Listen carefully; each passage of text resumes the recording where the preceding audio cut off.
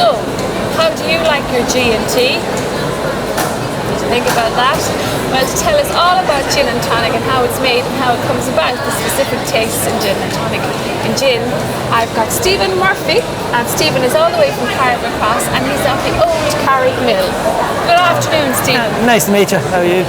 Great. So glad I could get my hands on you because your stand over there is quite busy. Yeah, we're getting great reception there today, so happy with that. Yeah. You were telling me the lovely story of how old Carrick Mill came about. Yeah, so pretty much we started the business 2014.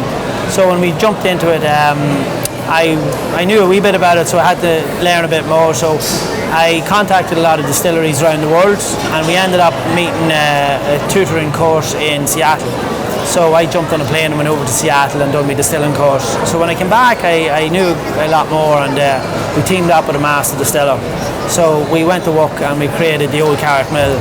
So pretty much what we're doing special with this is we're removing a lot of the citrus notes, so your lemon, lime and grapefruit, and we replace them with softer botanicals like pear, cucumber and a black tea. That's interesting because when I hear people talking about gins and tonics now, they talk about the fruit that they put into, so it actually does make a difference. It takes from or adds to the taste of your drink. Yeah, so it's very important to get, like I'd be a firm believer in combining botanicals, so not just overpowering it with one. So if you mix 3 or 4 different botanicals together and get it right, they will actually complement each other, and one will introduce itself and then fade out and let the other one come in as you enjoy the beverage then.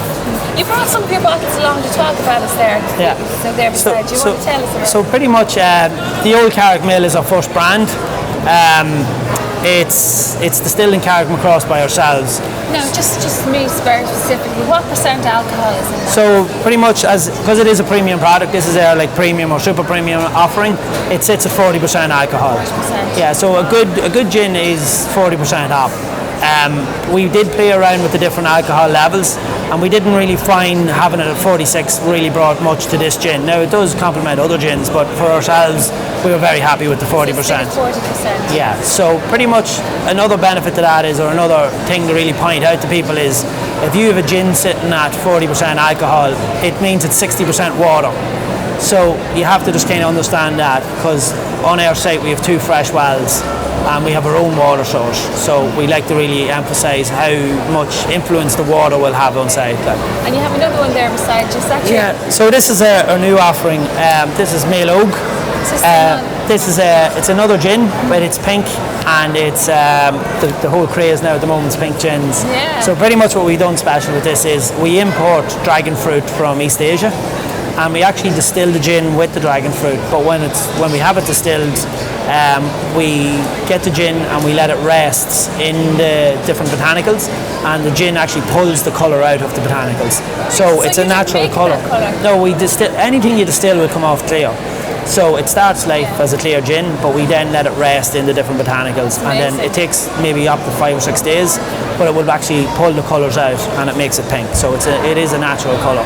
So when you say the botanicals, that means the fruit that you put so like it's probably a fancy way of saying a fruit or a different type. Put in your fruit. There's 10 botanicals in the old Carrick Mill. So like the big ones are juniper up front, and then you get pear, cucumber and a black tea.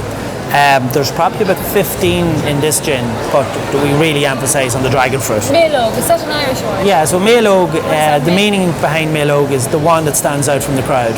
So we like to really push the boundaries with this, hence the dragon fruit. Excellent. Now, when somebody goes into a hotel, are all your gins available wholesale? Not wholesale, but available in the thing. So like every craft product, we're very strong in our local areas. So like Carrick Macross, Monaghan, Dundalk. Maybe a bit of Cavan. A bit of Cavan, yeah. So we're getting there. So we have a few of the local bars in here is stocking the products, and the super value has as well. Seeing that it's artisan, is it any little bit dearer? It is a more expensive product. So like, we're not going to shy away from it. It is what it is. You pay for what you get. The Carrick, we didn't skimp on absolutely anything. So the bottle is super premium, the cork, the liquid, everything is top of the pops. We've learned a lot over the years, and this is where something that looks like I work in pharmaceuticals, and that looks like a medicine bottle. Yeah. So looks like a good old. We did want to get that style across. The Male Oak is more on the price point orientated. So pretty much it is pink, and it's following what the customer's asking for. So this one will be a lot more competitive, and it can go toe to toe with more international gins. So we can give this as an offering in a house to like a house pour. Okay, so now going forward, you've your new gin out. How you hope to crack the markets? Do you hope to crack them nationally? Do you want to go international? What way are you? Yeah, so we want to start in our local area, and we want to get the name out there. But we have our eyes set on the global market. So at the moment, the Carrick is our first product to market. So we are in Ireland, Northern Ireland, and the UK. We're in, and we got 2 pallets away to China this year. So we are in China. We are in talks with distributors in Chile, Greater UK, and America. So they're the markets we'd like to crack this year. Okay. So people can just walk into their local bar maybe, or especially or hotels either, and ask for your gins and tonics. Just get back, you made an interesting point there. You said you did a distilling course. Yes. So how intense is that, or how does one go about do that? So I had a good understanding of distilling and what I wanted to do before I done it. So that kind of helps you choose what course you want to do. We have one in Carlow at the moment in Ireland. It could be 3 or 4 years. You can go to Scotland and do a course over there, which is very good. I went to Seattle because it was more the craft distillers I wanted to get talking to. So that course just suited me better. So I was quite happy to do that. It was very intense. It is a crash course, so you need to be up to speed. But you are dealing with and you are distilling with boys that really know what they're about and very passionate about what they're doing. So it was exactly what I wanted. You have to taste a little bit of how you're distilling. Yeah, if you didn't taste it, you wouldn't need much addition. Yeah, so I had a real passion for gin and whiskey anyway, so it was exactly what I wanted to do. So when you're marketing your gins, would you be really strong on people knowing about the botanicals that go along with which because you can make or break a drink on the botanicals? Yeah, so like so how do you go around to get around? So like we done on product development, we done a very large range of different styles of gins, and just pretty much it's trial and error. You have to know what you want, you have to know what the finish you have in your head, what you want to be finished up with, and then it's finding your path how to get there. So we started off with a massive different range from one end of like very citrus, very piney, right back to very smooth botanicals. And it's just you make a batch, you try different things, and then you take all the good points of that, you move on to the next round, and the next round. So, and then it really comes down to personal taste. So like I might love this gin and you just mightn't think it's your favourite. So you have to really believe in what you're about.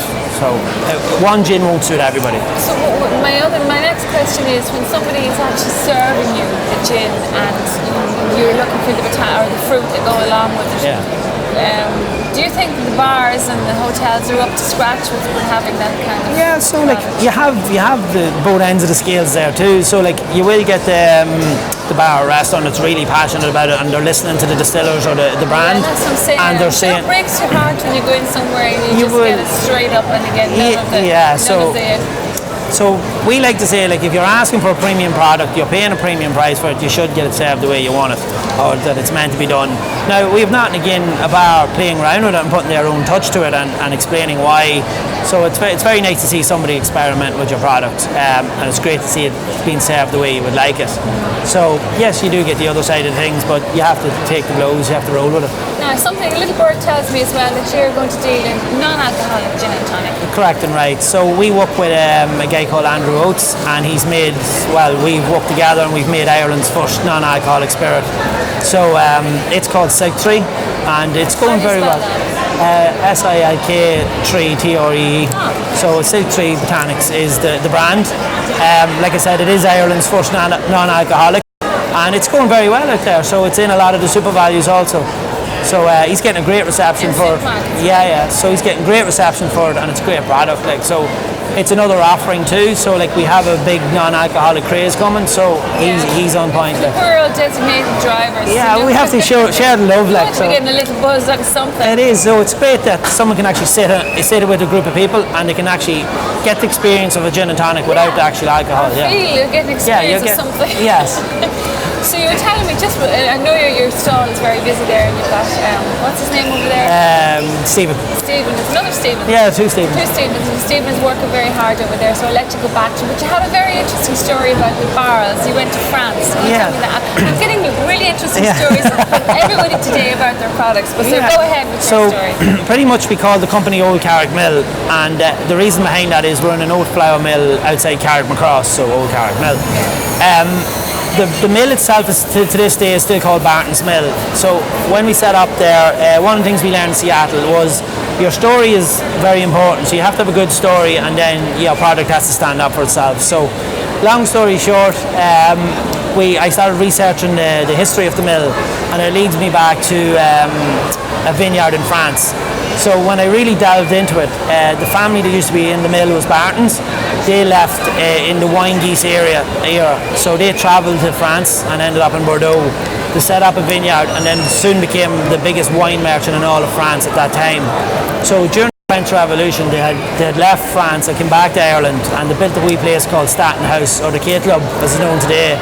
So when things settled back down, they went back to France and had left the business in a good family friend called Gustier. So today that vineyard is called Barton and Gustier's Vineyard.